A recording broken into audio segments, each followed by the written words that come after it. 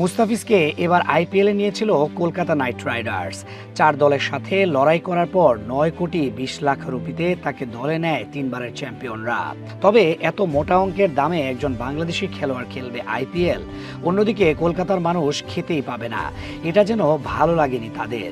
আর সে কারণেই তো মুস্তাফিজকে বাদ দেওয়ার জন্য কত পায়তারা করেছে তারা। সবকিছুর পর অবশ্য জয় হয়েছে তাদের। শেষ পর্যন্ত বিসিসিআই চিঠি দেয় কলকাতাকে, জানিয়ে দেয় বাদ দিতে হবে মুস্তাফিজকে। এদিকে বিসিসিআইয়ের সিদ্ধান্ত মেনে নেয় কলকাতা, শেষ পর্যন্ত দল থেকে মুছে দেয় ফিজের নাম।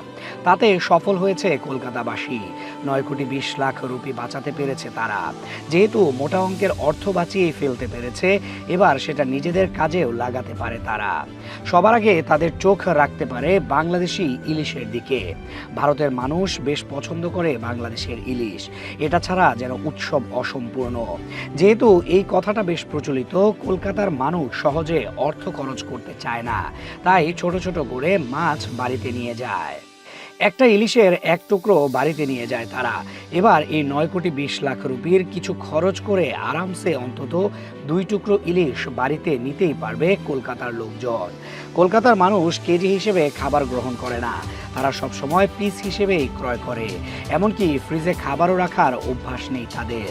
এখানেও চাইলে তারা সেই অর্থ খরচ করে চাইলে কোনো কিছু কেজি হিসেবে ক্রয় করলো, পাশাপাশি কিছু খাবার ফ্রিজেও জমিয়ে রাখতে পারবে। কলকাতার রেল লাইনের অবস্থা খুব একটা পরিষ্কার থাকে না, চাইলে অর্থ খরচ করে এখন রেল লাইনও পরিষ্কার করতে পারে। কারো বাড়িতে অতিথি হিসেবে গেলে সেখানে কিছু খাবার কেনার কাজেও খরচ করতে পারবে এই অর্থ।